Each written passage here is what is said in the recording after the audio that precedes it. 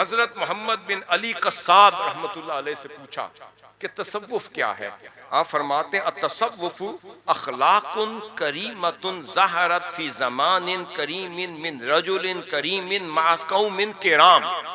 آپ نے فرمایا تصوف وہ کریمانہ اخلاق ہے جو کریم زمانے میں کریم آدمی سے کریم لوگوں کے ساتھ ظاہر ہوتا ہے۔ کریم کہتے ہیں عظمت والا، شرف والا، بزرگی والا۔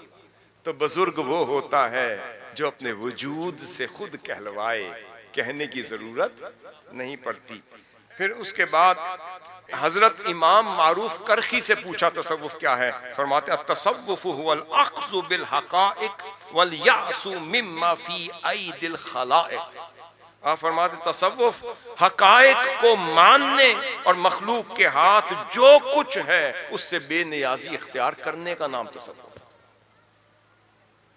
حقائق اور حقیقت کو ماننے اور جو لوگوں کے پاس ہے اس سے بے نیاز ہو جائیں تو یہ تصوف۔ شیخ ابو جریر سے پوچھا تصوف کیا ہے؟ فرماتے ہیں الدخول فی کل خلق سنی والخروج من کل خلق دنی۔